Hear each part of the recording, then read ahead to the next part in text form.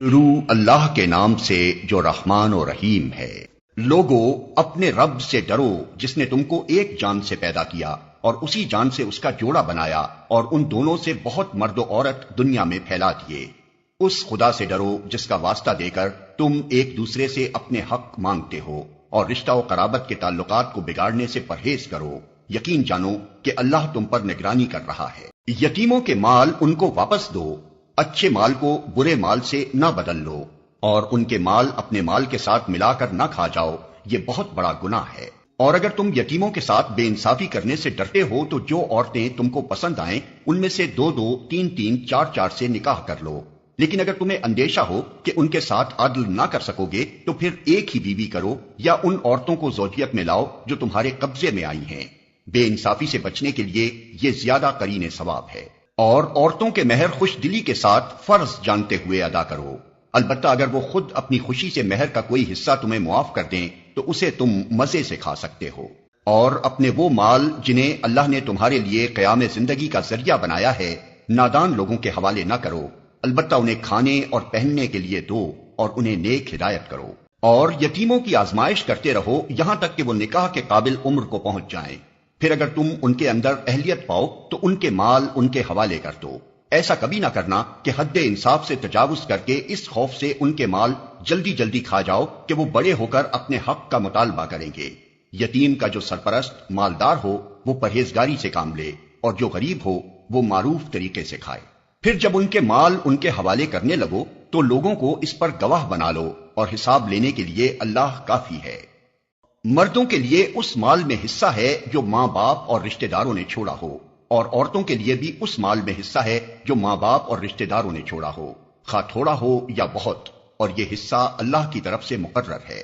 اور جب تقسیم کے موقع پر کنبے کے لوگ اور یتیم اور مسکین آئیں تو اس مال میں سے ان کو بھی کچھ دو اور ان کے ساتھ بھلے مانسوں کی سی بات کرو۔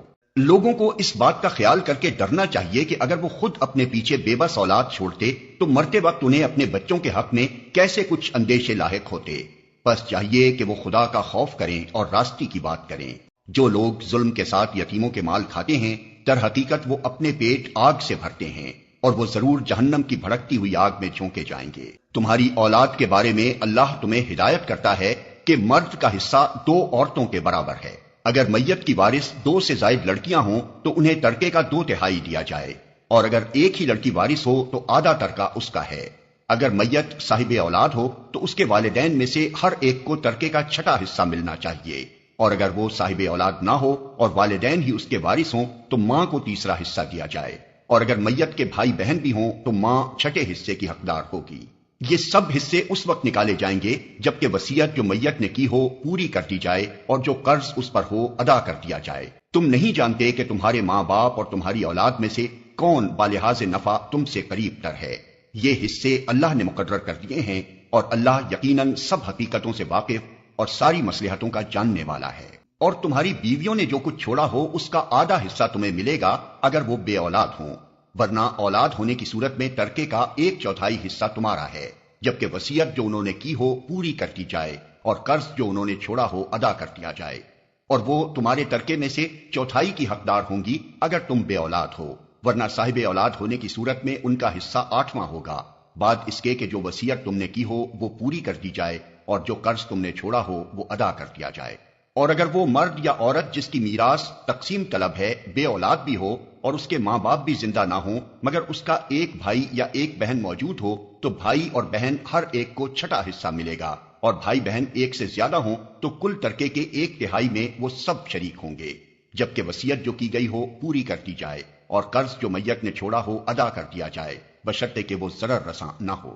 یہ حکم ہے اللہ کی طرف سے، اور اللہ دانا و بینا اور نرم خو ہے۔ یہ اللہ کی مقرر کی ہوئی حدیں ہیں۔ جو اللہ اور اس کے رسول کی اطاعت کرے گا اسے اللہ ایسے باغوں میں داخل کرے گا جن کے نیچے نہریں بہتی ہوں گی، اور ان باغوں میں وہ ہمیشہ رہے گا، اور یہی بڑی کامیابی ہے۔ اور جو اللہ اور اس کے رسول کی نافرمانی کرے گا اور اس کی مقرر کی ہوئی حدوں سے تجاوز کر جائے گا اسے اللہ آگ میں ڈالے گا جس میں وہ ہمیشہ رہے گا، اور اس کے لیے رسوا کن سزا ہے۔ تمہاری عورتوں میں سے جو بدکاری کی مرتکب ہوں ان پر اپنے میں سے 4 آدمیوں کی گواہی لو، اور اگر 4 آدمی گواہی دے دیں تو ان کو گھروں میں بند رکھو یہاں تک کہ انہیں موت آ جائے یا اللہ ان کے لیے کوئی راستہ نکال دے۔ اور تم میں سے جو اس فعل کا ارتکاب کریں ان دونوں کو تکلیف دو، پھر اگر وہ توبہ کریں اور اپنی اصلاح کر لیں تو انہیں چھوڑ دو کہ اللہ بہت توبہ قبول کرنے والا اور رحم فرمانے والا ہے۔ ہاں یہ جان لو کہ اللہ پر توبہ کی قبولیت کا حق انہی لوگوں کے لیے ہے جو نادانی کی وجہ سے کوئی برا فعل کر گزرتے ہیں اور اس کے بعد جلدی ہی توبہ کر لیتے ہیں۔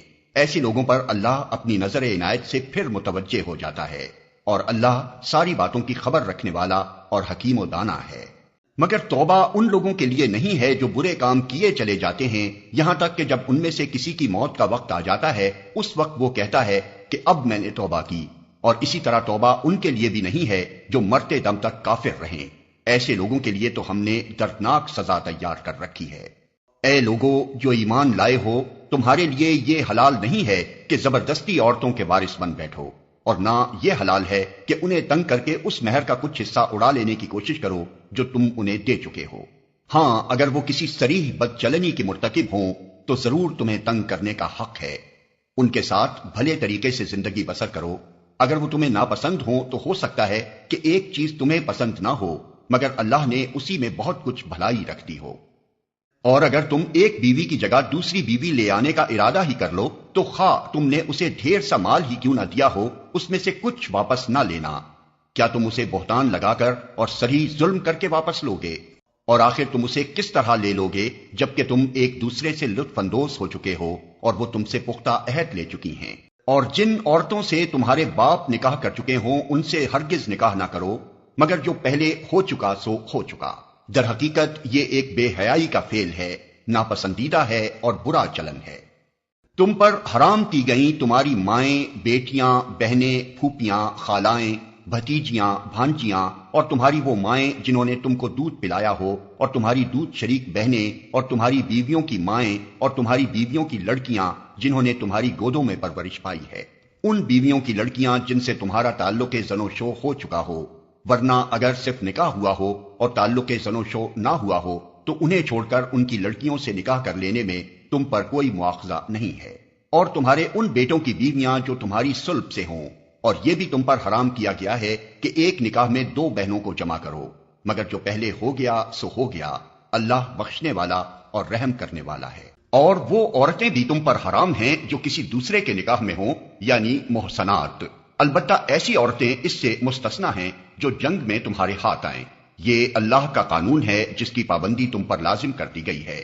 اس کے ماں سوا جتنی عورتیں ہیں انہیں اپنے اموال کے ذریعے سے حاصل کرنا تمہارے لیے حلال کر دیا گیا ہے، بشرطے کہ حصار نکاح میں ان کو محفوظ کرو، نہ یہ کہ آزاد شہوت رانی کرنے لگو۔ پھر جو ازدواجی زندگی کا لطف تم ان سے اٹھاؤ اس کے بدلے ان کے مہر بطور فرض کے ادا کرو، البتہ مہر کی قرارداد ہو جانے کے بعد آپس کی رضامندی سے تمہارے درمیان اگر کوئی سمجھوتا ہو جائے تو اس میں کوئی حرج نہیں، اللہ علیم اور دانا ہے۔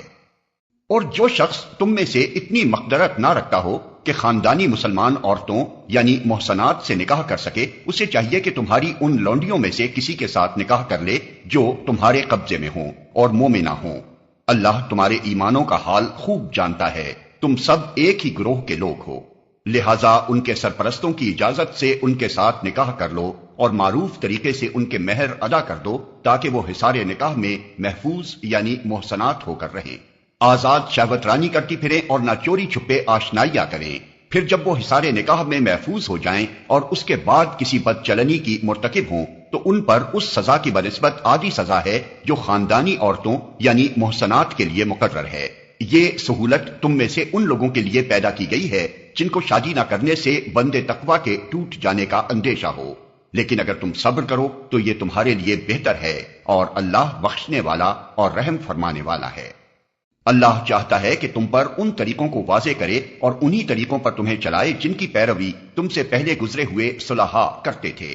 وہ اپنی رحمت کے ساتھ تمہاری طرف متوجہ ہونے کا ارادہ رکھتا ہے، اور وہ علیم بھی ہے اور دانا بھی۔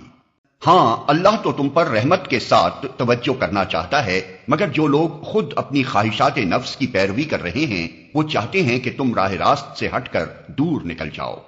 اللہ تم پر سے پابندیوں کو ہلکا کرنا چاہتا ہے کیونکہ انسان کمزور پیدا کیا گیا ہے۔ اے لوگو جو ایمان لائے ہو، آپس میں ایک دوسرے کے مال باطل طریقوں سے نہ کھاؤ، لین دین ہونا چاہیے آپس کی رضامندی سے، اور اپنے آپ کو قتل نہ کرو، یقین مانو کہ اللہ تمہارے اوپر مہربان ہے۔ جو شخص ظلم و زیادتی کے ساتھ ایسا کرے گا اس کو ہم ضرور آگ میں جھونکیں گے، اور یہ اللہ کے لیے کوئی مشکل کام نہیں ہے۔ اگر تم ان بڑے بڑے گناہوں سے پرہیز کرتے رہو جن سے تمہیں منع کیا جا رہا ہے تو تمہاری چھوٹی موٹی برائیوں کو ہم تمہارے حساب سے ساقط کر دیں گے اور تم کو عزت کی جگہ داخل کریں گے۔ اور جو کچھ اللہ نے تم میں سے کسی کو دوسروں کے مقابلے میں زیادہ دیا ہے اس کی تمنا نہ کرو۔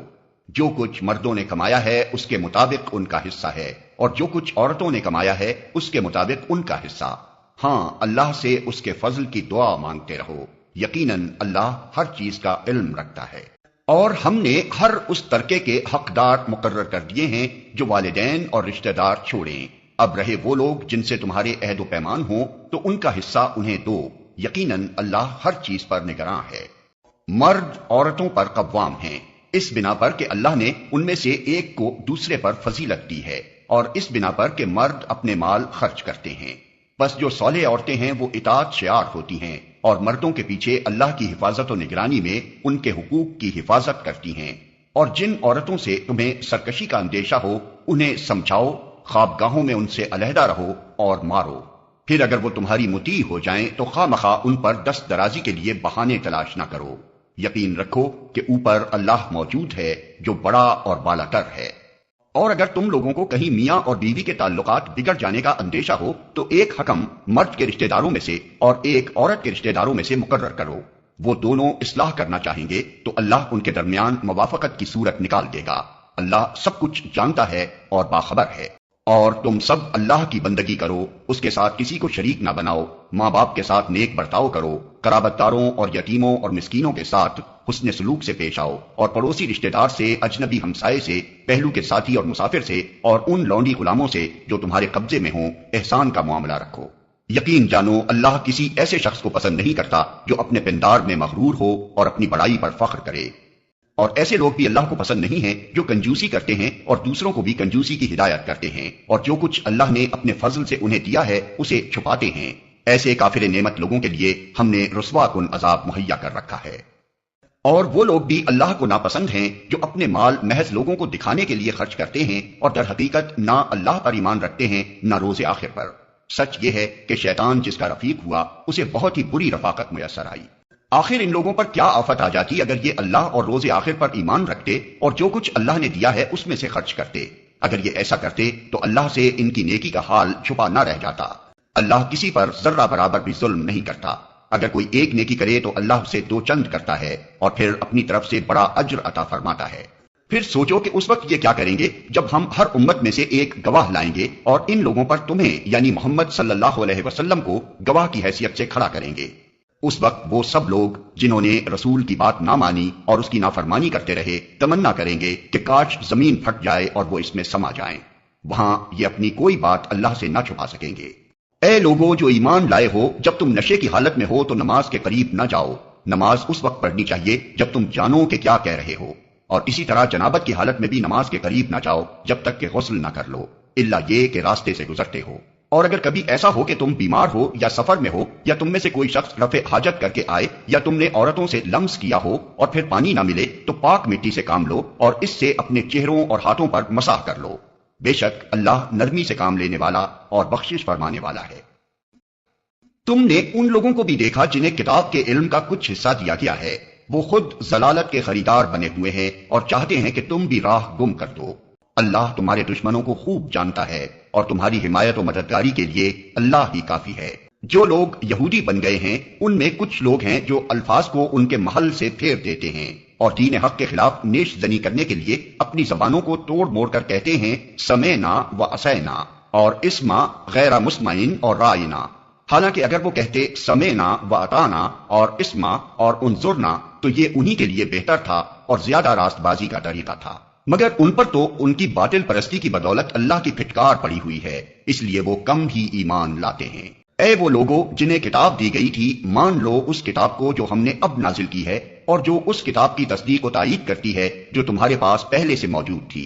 اس پر ایمان لے آؤ قبل اس کے کہ ہم چہرے بگاڑ کر پیچھے پھیر دیں یا ان کو اسی طرح لعنت زدہ کر دیں جس طرح سبت بالوں کے ساتھ ہم نے کیا تھا۔ اور یاد رکھو کہ اللہ کا حکم نافذ ہو کر رہتا ہے۔ اللہ بس شرک ہی کو معاف نہیں کرتا، اس کے ماں سوا دوسرے جس قدر گناہ ہیں وہ جس کے لیے چاہتا ہے معاف کر دیتا ہے۔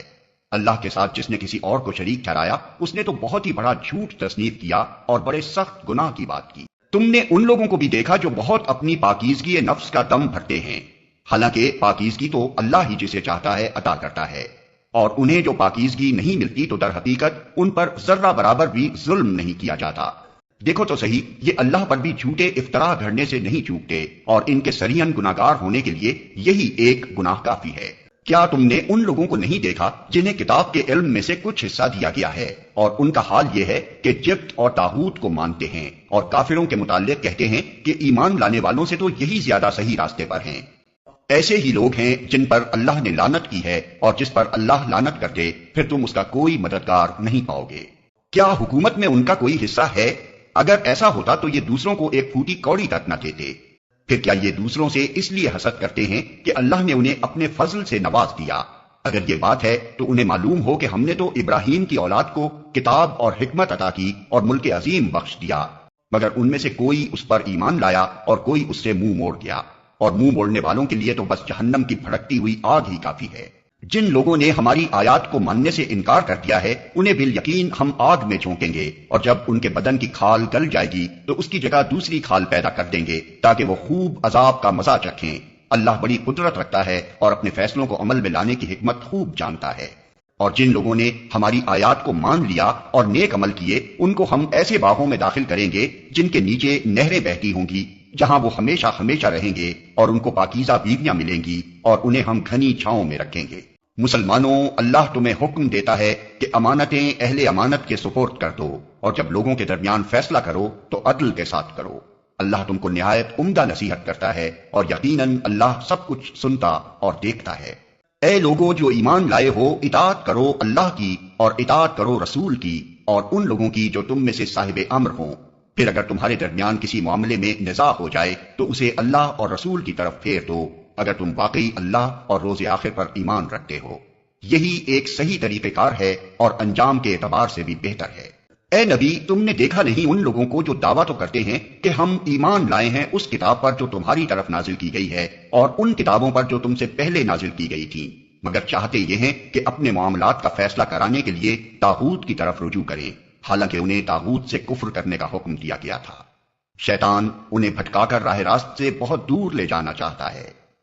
اور جب ان سے کہا جاتا ہے کہ آؤ اس چیز کی طرف جو اللہ نے نازل کی ہے اور آؤ رسول کی طرف، تو ان منافقوں کو تم دیکھتے ہو کہ یہ تمہاری طرف آنے سے کتراتے ہیں۔ پھر اس وقت کیا ہوتا ہے جب ان کے اپنے ہاتھوں کی لائی ہوئی مصیبت ان پر آ پڑتی ہے؟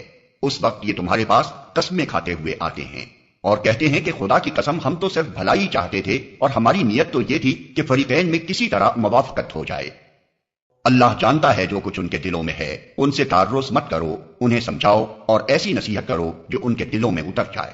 انہیں بتاؤ کہ ہم نے جو رسول بھی بھیجا ہے اسی لیے بھیجا ہے کہ اذن خدابندی کی بنا پر اس کی اطاعت کی جائے۔ اگر انہوں نے یہ طریقہ اختیار کیا ہوتا کہ جب یہ اپنے نفس پر ظلم کر بیٹھے تھے تو تمہارے پاس آ جاتے اور اللہ سے معافی مانگتے اور رسول بھی ان کے لیے معافی کی درخواست کرتا تو یقیناً اللہ کو بخشنے والا اور رحم کرنے والا پاتے۔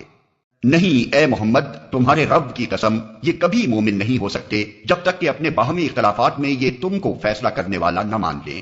پھر جو کچھ تم فیصلہ کرو اس پر اپنے دلوں میں بھی کوئی تنگی نہ محسوس کریں بلکہ سر بسر تسلیم کر لیں۔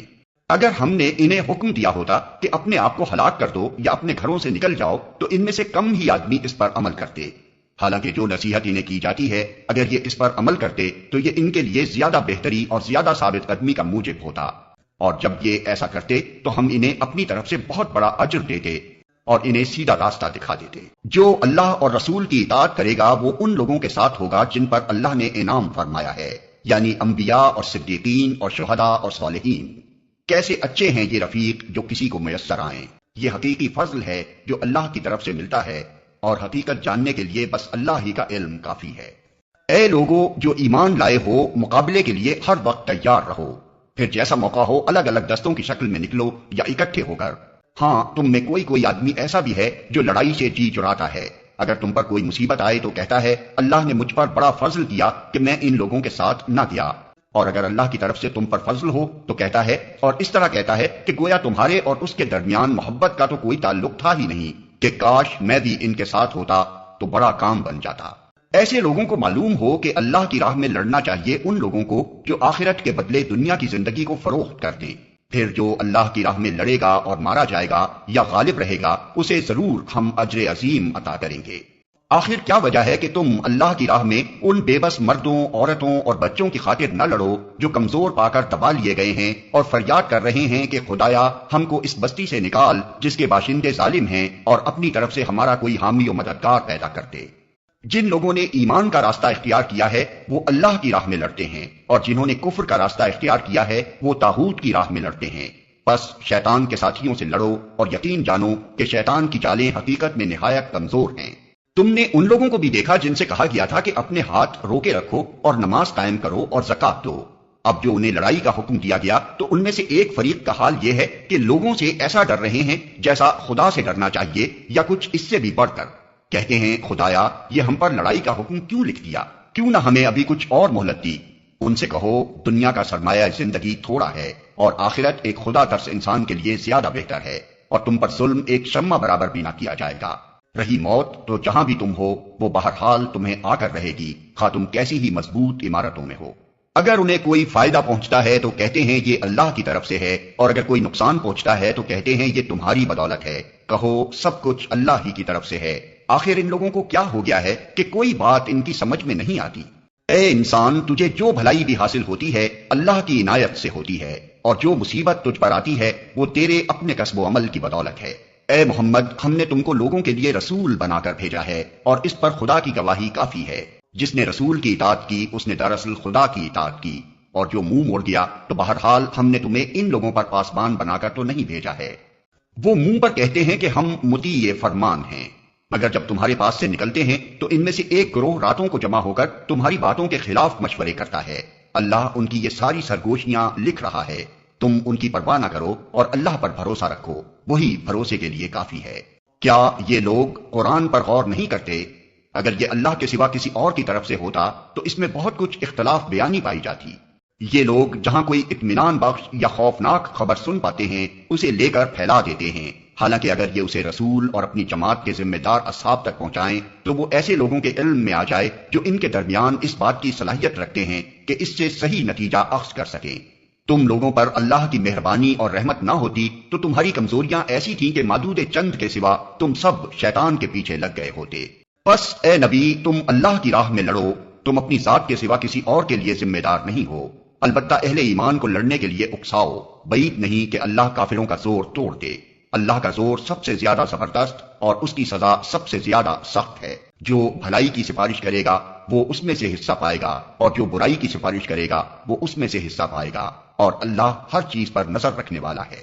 اور جب کوئی احترام کے ساتھ تمہیں سلام کرے تو اس کو اس سے بہتر طریقے کے ساتھ جواب دو، یا کم از کم اسی طرح۔ اللہ ہر چیز کا حساب لینے والا ہے۔ اللہ وہ ہے جس کے سوا کوئی خدا نہیں ہے، وہ تم سب کو اس قیامت کے دن جمع کرے گا جس کے آنے میں کوئی شبہ نہیں، اور اللہ کی بات سے بڑھ کر سچی بات اور کس کی ہو سکتی ہے۔ پھر یہ تمہیں کیا ہو گیا ہے کہ منافقین کے بارے میں تمہارے درمیان دو رائے پائی جاتی ہیں، حالانکہ جو برائیاں انہوں نے کمائی ہیں ان کی بدولت اللہ انہیں الٹا پھیر چکا ہے۔ کیا تم چاہتے ہو کہ جسے اللہ نے ہدایت نہیں بخشی اسے تم ہدایت بخش دو، حالانکہ جس کو اللہ نے راستے سے ہٹا دیا اس کے لیے تم کوئی راستہ نہیں پا سکتے؟ وہ تو یہ چاہتے ہیں کہ جس طرح وہ خود کافر ہیں اسی طرح تم بھی کافر ہو جاؤ تاکہ تم اور وہ سب یکساں ہو جائیں۔ لہٰذا ان میں سے کسی کو اپنا دوست نہ بناؤ جب تک کہ وہ اللہ کی راہ میں ہجرت کر کے نہ آ جائیں، اور اگر وہ ہجرت سے باز رہیں تو جہاں پاؤ انہیں پکڑو اور قتل کرو، اور ان میں سے کسی کو اپنا دوست اور مددگار نہ بناؤ۔ البتہ وہ منافق اس حکم سے مستثنی ہیں جو کسی ایسی قوم سے جا ملیں جس کے ساتھ تمہارا معاہدہ ہے۔ اسی طرح وہ منافق بھی مستثنی ہیں جو تمہارے پاس آتے ہیں اور لڑائی سے دل برداشتہ ہیں، نہ تم سے لڑنا چاہتے ہیں نہ اپنی قوم سے۔ اللہ چاہتا تو ان کو تم پر مسلط کر دیتا اور وہ بھی تم سے لڑتے۔ لہٰذا اگر وہ تم سے کنارہ کش ہو جائیں اور لڑنے سے باز رہیں اور تمہاری طرف صلح و عشتی کا ہاتھ بڑھائیں تو اللہ نے تمہارے لیے ان پر دست درازی کی کوئی سبیل نہیں رکھی ہے۔ ایک اور قسم کے منافق تمہیں ایسے ملیں گے جو چاہتے ہیں کہ تم سے بھی امن میں رہیں اور اپنی قوم سے بھی، مگر جب کبھی فتنے کا موقع پائیں گے اس میں کود پڑیں گے۔ ایسے لوگ اگر تمہارے مقابلے سے باز نہ رہیں اور صلح و سلامتی تمہارے آگے پیش نہ کریں اور اپنے ہاتھ نہ روکیں تو جہاں وہ ملیں انہیں پکڑو اور مارو۔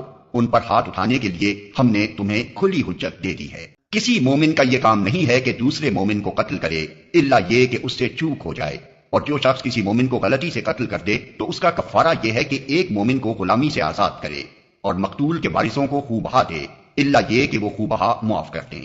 لیکن اگر وہ مسلمان مقتول کسی ایسی قوم سے تھا جس سے تمہاری دشمنی ہو تو اس کا کفارہ ایک مومن غلام آزاد کرنا ہے، اور اگر وہ کسی ایسی غیر مسلم قوم کا فرد تھا جس سے تمہارا معاہدہ ہو تو اس کے وارثوں کو خوں بہا دیا جائے گا اور ایک مومن غلام کو آزاد کرنا ہوگا۔ پھر جو غلام نہ پائے وہ پے در پے 2 مہینے کے روزے رکھے۔ یہ اس گناہ پر اللہ سے توبہ کرنے کا طریقہ ہے اور اللہ علیم و دانا ہے، الا یہ کہ اس سے چوک ہو جائے۔ رہا وہ شخص جو کسی مومن کو جان بوجھ کر قتل کرے تو اس کی جزا جہنم ہے جس میں وہ ہمیشہ رہے گا، اس پر اللہ کا غضب اور اس کی لعنت ہے، اور اللہ نے اس کے لیے سخت عذاب مہیا کر رکھا ہے۔ اے لوگو جو ایمان لائے ہو، جب تم اللہ کی راہ میں جہاد کے لیے نکلو تو دوست دشمن میں تمیز کرو، اور جو تمہاری طرف سلام سے تقدیم کرے اسے فوراً نہ کہہ دو کہ تو مومن نہیں ہے۔ اگر تم دنیاوی فائدہ چاہتے ہو تو اللہ کے پاس تمہارے لیے بہت سے اموال غنیمت ہیں، آخر اسی حالت میں تم خود بھی تو اس سے پہلے مبتلا رہ چکے ہو، پھر اللہ نے تم پر احسان کیا، لہذا تحقیق سے کام لو، جو کچھ تم کرتے ہو اللہ اس سے باخبر ہے۔ مسلمانوں میں سے وہ لوگ جو کسی معذوری کے بغیر گھر بیٹھے رہتے ہیں اور وہ جو اللہ کی راہ میں جان و مال سے جہاد کرتے ہیں، دونوں کی حیثیت یکساں نہیں ہے۔ اللہ نے بیٹھنے والوں کی بنسبت جان و مال سے جہاد کرنے والوں کا درجہ بڑا رکھا ہے، اگرچہ ہر ایک کے لیے اللہ نے بھلائی ہی کا وعدہ فرمایا ہے، مگر اس کے ہاں مجاہدوں کی خدمات کا معاوضہ بیٹھنے والوں سے بہت زیادہ ہے۔ ان کے لیے اللہ کی طرف سے بڑے درجے ہیں اور مغفرت اور رحمت ہے، اور اللہ بڑا معاف کرنے والا اور رحم فرمانے والا ہے۔ جو لوگ اپنے نفس پر ظلم کر رہے تھے ان کی روحیں جب فرشتوں نے قبض کی تو ان سے پوچھا کہ یہ تم کس حال میں مبتلا تھے؟ انہوں نے جواب دیا کہ ہم زمین میں کمزور و مجبور تھے۔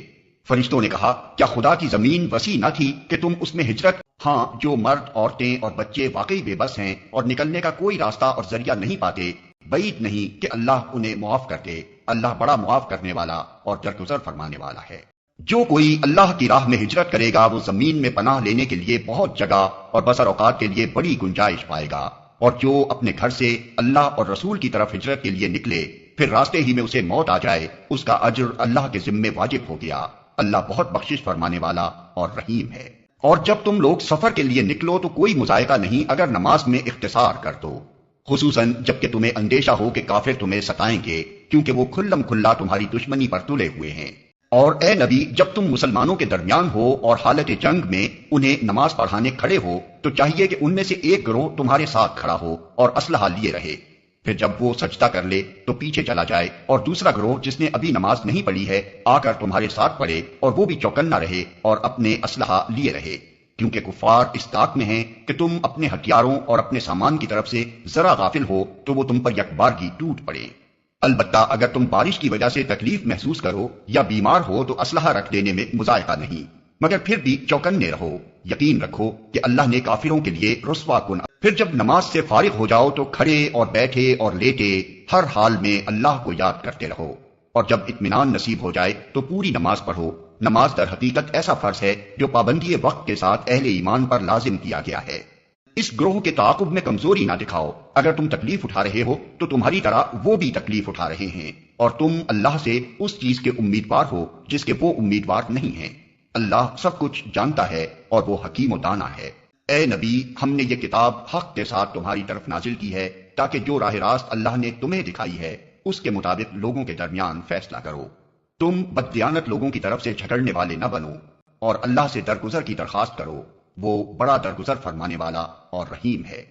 جو لوگ اپنے نفس سے خیانت کرتے ہیں تم ان کی حمایت نہ کرو، اللہ کو ایسا شخص پسند نہیں جو خیانت کار اور معصیت پیشہ ہو۔ یہ لوگ انسانوں سے اپنی حرکات چھپا سکتے ہیں مگر خدا سے نہیں چھپا سکتے، وہ تو اس وقت بھی ان کے ساتھ ہوتا ہے جب یہ راتوں کو چھپ کر اس کی مرضی کے خلاف مشورے کرتے ہیں، ان کے سارے اعمال پر اللہ محیط ہے۔ ہاں تم لوگوں نے ان مجرموں کی طرف سے دنیا کی زندگی میں تو جھگڑا کر لیا، مگر قیامت کے روز ان کی طرف سے کون جھگڑا کرے گا؟ آخر وہاں کون ان کا وکیل ہوگا؟ اگر کوئی شخص برا فعل کر گزرے یا اپنے نفس پر ظلم کر جائے اور اس کے بعد اللہ سے درگزر کی درخواست کرے تو اللہ کو درگزر کرنے والا اور رحیم پائے گا، مگر جو برائی کما لے تو اس کی یہ کمائی اسی کے لیے وبال ہوگی۔ اللہ کو سب باتوں کی خبر ہے اور وہ حکیم و دانا ہے۔ اے نبی، اگر اللہ کا فضل تم پر نہ ہوتا اور اس کی رحمت تمہارے شامل حال نہ ہوتی تو ان میں سے ایک گروہ نے تو تمہیں غلط فہمی میں مبتلا کرنے کا فیصلہ کر ہی لیا تھا، حالانکہ در حقیقت وہ خود اپنے سوا کسی کو غلط فہمی میں مبتلا نہیں کر رہے تھے اور تمہارا کوئی نقصان نہ کر سکتے تھے۔ اللہ نے تم پر کتاب اور حکمت نازل کی ہے اور تم کو وہ کچھ بتایا ہے جو تمہیں معلوم نہ تھا، اور اس کا فضل تم پر بہت ہے۔ لوگوں کی خفیہ سرگوشیوں میں اکثر و بیشتر کوئی بھلائی نہیں ہوتی، ہاں اگر کوئی پوشیدہ طور پر صدقہ و خیرات کی تلقین کرے یا کسی نیک کام کے لیے یا لوگوں کے معاملات میں اصلاح کرنے کے لیے کسی سے کچھ کہے تو یہ البتہ بھلی بات ہے، اور جو کوئی اللہ کی رضا جوئی کے لیے ایسا کرے گا اسے ہم بڑا اجر عطا کریں گے۔ مگر جو شخص رسول کی مخالفت پر کمر بستہ ہو اور اہل ایمان کی روش کے سوا کسی اور روش پر چلے، درا حالے کہ اس پر راہ راست واضح ہو چکی ہو، تو اس کو ہم اسی طرف چلائیں گے جدھر وہ خود پھر گیا، اور اسے جہنم میں جھونکیں گے جو بدترین جائے قرار ہے۔ اللہ کے ہاں بس شرک ہی کی بخشش نہیں ہے، اس کے سوا اور سب کچھ معاف ہو سکتا ہے جسے وہ معاف کرنا چاہے۔ جس نے اللہ کے ساتھ کسی کو شریک ٹھہرایا وہ تو گمراہی میں بہت دور نکل گیا۔ وہ اللہ کو چھوڑ کر دیویوں کو معبود بناتے ہیں، وہ اس باغی شیطان کو معبود بناتے ہیں جس کو اللہ نے لعنت زدہ کیا ہے۔ وہ اس شیطان کی اطاعت کر رہے ہیں جس نے اللہ سے کہا تھا کہ میں تیرے بندوں سے ایک مقرر حصہ لے کر رہوں گا، میں انہیں بہکاؤں گا، میں انہیں آرزوؤں میں الجھاؤں گا، میں انہیں حکم دوں گا اور وہ میرے حکم سے جانوروں کے کان پھاڑیں گے، اور میں انہیں حکم دوں گا اور وہ میرے حکم سے خدائی ساخت میں رد و بدل کریں گے۔ اس شیطان کو جس نے اللہ کی بجائے اپنا ولی اور سرپرست بنا لیا، وہ صریح نقصان میں پڑ گیا۔ وہ ان لوگوں سے وعدے کرتا ہے اور انہیں امیدیں دلاتا ہے، مگر شیطان کے سارے وعدے بجز فریب کے اور کچھ نہیں ہیں۔ ان لوگوں کا ٹھکانہ جہنم ہے جس سے خلاصی کی کوئی صورت یہ نہ پائیں گے۔ رہے وہ لوگ جو ایمان لے آئیں اور نیک عمل کریں تو انہیں ہم ایسے باغوں میں داخل کریں گے جن کے نیچے نہریں بہتی ہوں گی، اور وہ وہاں ہمیشہ ہمیشہ رہیں گے۔ یہ اللہ کا سچا وعدہ ہے، اور اللہ سے بڑھ کر کون اپنی بات میں سچا ہوگا۔ انجام کار نہ تمہاری آرزوؤں پر موقوف ہے نہ اہل کتاب کی آرزوؤں پر۔ جو بھی برائی کرے گا اس کا پھل پائے گا، اور اللہ کے مقابلے میں اپنے لیے کوئی حامی و مددگار نہ پا سکے گا۔ اور جو نیک عمل کرے گا، خواہ مرد ہو یا عورت، بشرطے کہ ہو وہ مومن، تو ایسے ہی لوگ جنت میں داخل ہوں گے اور ان کی ذرہ برابر حق تلفی نہ ہونے پائے گی۔ اس شخص سے بہتر اور کس کا طریقہ زندگی ہو سکتا ہے جس نے اللہ کے آگے سر تسلیم خم کر دیا اور اپنا رویہ نیک رکھا اور یکسو ہو کر ابراہیم کے طریقے کی پیروی کی، اس ابراہیم کے طریقے کی جسے اللہ نے اپنا دوست بنا لیا تھا۔ آسمانوں اور زمین میں جو کچھ ہے اللہ کا ہے، اور اللہ ہر چیز پر محیط ہے۔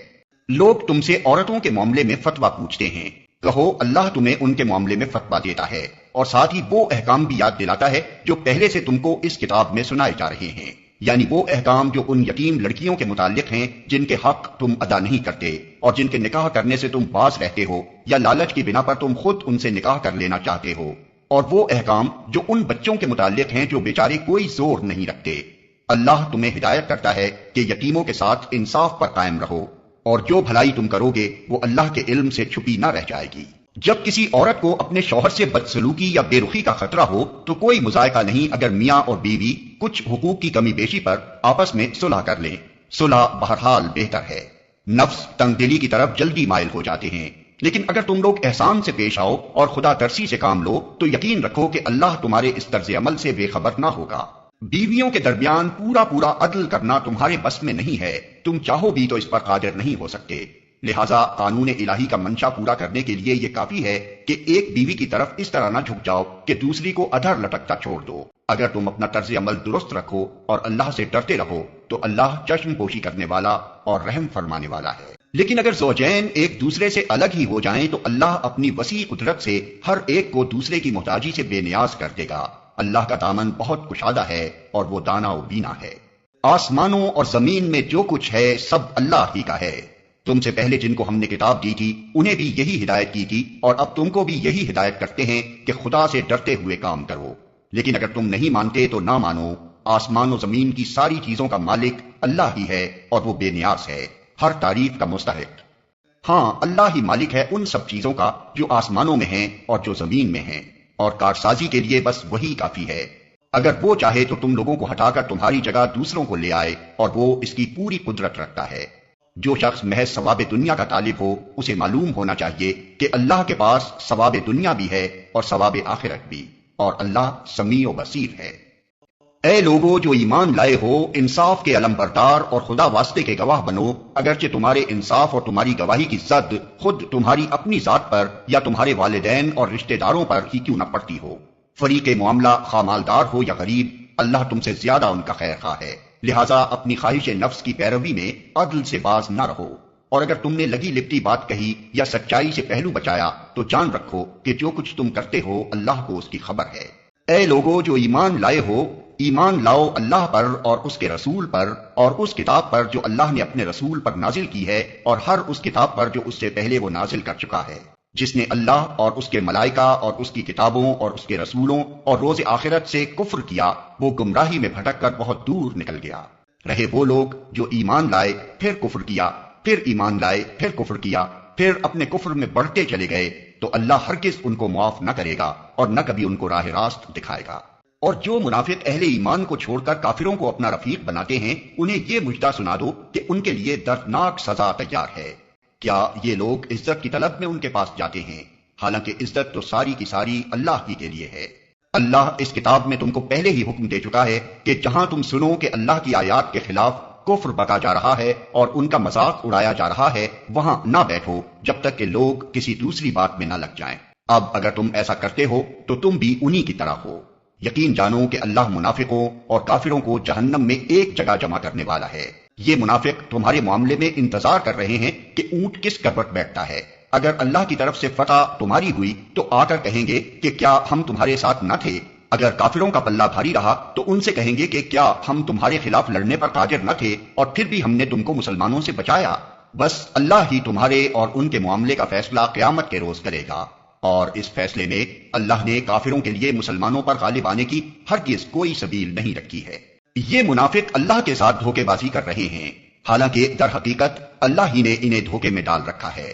جب یہ نماز کے لیے اٹھتے ہیں تو کس مساتے ہوئے محض لوگوں کو دکھانے کی خاطر اٹھتے ہیں اور خدا کو کم ہی یاد کرتے ہیں۔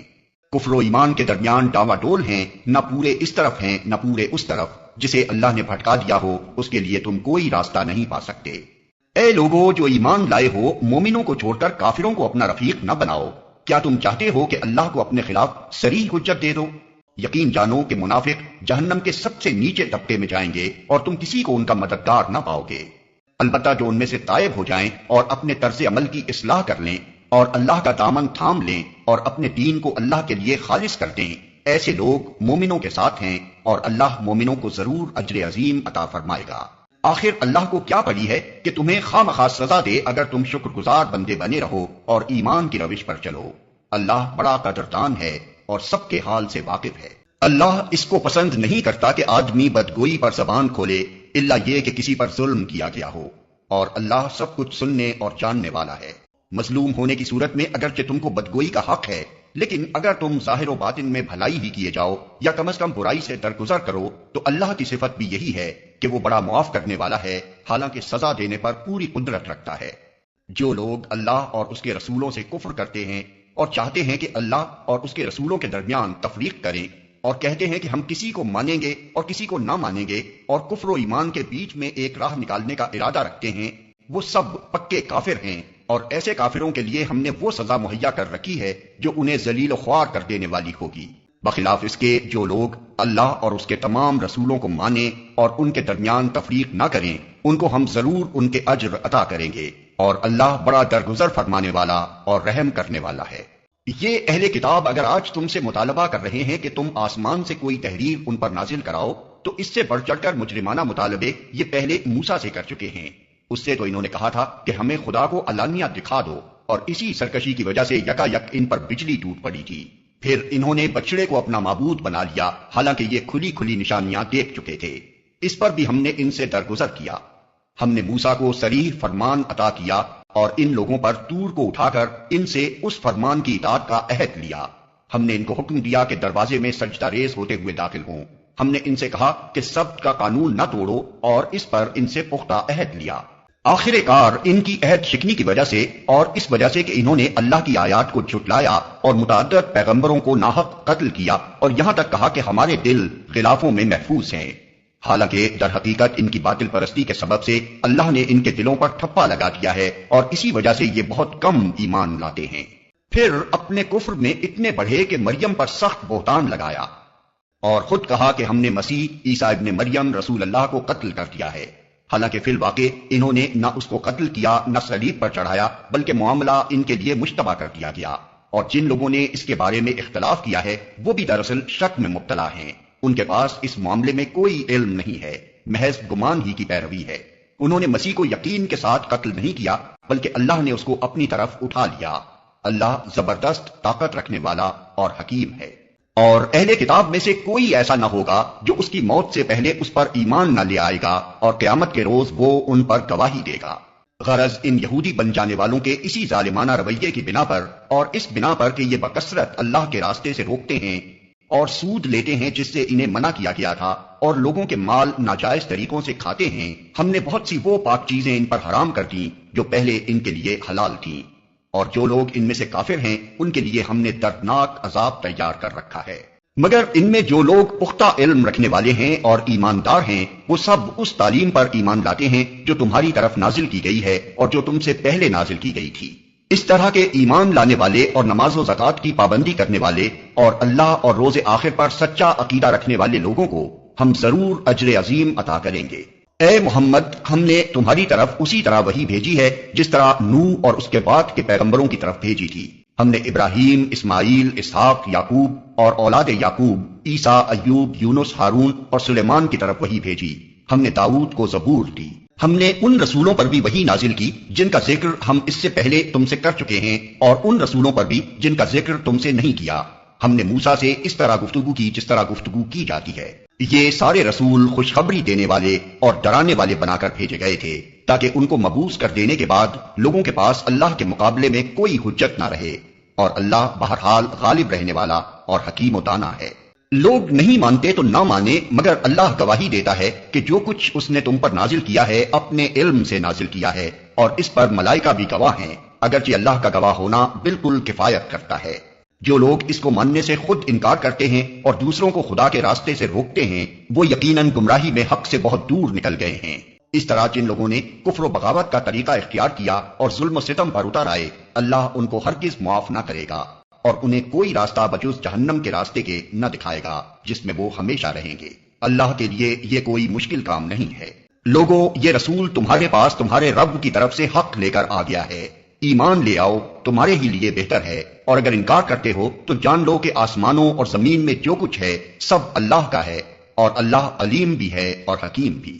اے اہل کتاب، اپنے دین میں غلو نہ کرو اور اللہ کی طرف حق کے سوا کوئی بات منسوب نہ کرو۔ مسیح عیسیٰ ابن مریم اس کے سوا کچھ نہ تھا کہ اللہ کا ایک رسول تھا اور ایک فرمان تھا جو اللہ نے مریم کی طرف بھیجا، اور ایک روح تھی اللہ کی طرف سے جس نے مریم کے رحم میں بچے کی شکل اختیار کی۔ بس تم اللہ اور اس کے رسولوں پر ایمان لاؤ اور نہ کہو کہ تین ہیں، باز آ جاؤ، یہ تمہارے ہی لیے بہتر ہے۔ اللہ تو بس ایک ہی خدا ہے، وہ بالاتر ہے اس سے کہ کوئی اس کا بیٹا ہو۔ زمین اور آسمانوں کی ساری چیزیں اس کی ملک ہیں، اور ان کی کفالت و خبردیری کے لیے بس وہی کافی ہے۔ مسیح نے کبھی اس بات کو عار نہیں سمجھا کہ وہ اللہ کا ایک بندہ ہو، اور نہ مقرب ترین فرشتے اس کو اپنے لیے عار سمجھتے ہیں۔ اگر کوئی اللہ کی بندگی کو اپنے لیے عار سمجھتا ہے اور تکبر کرتا ہے تو ایک وقت آئے گا جب اللہ سب کو گھیر کر اپنے سامنے حاضر کرے گا۔ اس وقت وہ لوگ جنہوں نے ایمان لا کر نیک طرز عمل اختیار کیا ہے اپنے اجر پورے پورے پائیں گے، اور اللہ اپنے فضل سے ان کو مزید اجر عطا فرمائے گا۔ اور جن لوگوں نے بندگی کو عار سمجھا اور تکبر کیا ہے ان کو اللہ دردناک سزا دے گا، اور اللہ کے سوا جن جن کی سرپرستی و مددگاری پر وہ بھروسہ رکھتے ہیں ان میں سے کسی کو بھی وہ وہاں نہ پائیں گے۔ لوگوں، تمہارے رب کی طرف سے تمہارے پاس دلیل روشن آ گئی ہے، اور ہم نے تمہاری طرف ایسی روشنی بھیج دی ہے جو تمہیں صاف صاف راستہ دکھانے والی ہے۔ اب جو لوگ اللہ کی بات مان لیں گے اور اس کی پناہ ڈھونڈیں گے ان کو اللہ اپنی رحمت اور اپنے فضل و کرم کے دامن میں لے لے گا اور اپنی طرف آنے کا سیدھا راستہ ان کو دکھا دے گا۔ لوگ تم سے کلالہ کے معاملے میں فتویٰ پوچھتے ہیں، کہو اللہ تمہیں فتویٰ دیتا ہے۔ اگر کوئی شخص بے اولاد مر جائے اور اس کی ایک بہن ہو تو وہ اس کے ترکے میں سے نصف پائے گی، اور اگر بہن بے اولاد مرے تو بھائی اس کا وارث ہوگا۔ اگر میت کی وارث 2 بہنیں ہوں تو وہ ترکے میں سے 2/3 کی حقدار ہوں گی، اور اگر کئی بھائی بہنیں ہوں تو عورتوں کا 1/2 اور مردوں کا 2 حصہ ہوگا۔ اللہ تمہارے لیے احکام کی توضیح کرتا ہے تاکہ تم بھٹکتے نہ پھرو، اور اللہ ہر چیز کا علم رکھتا ہے۔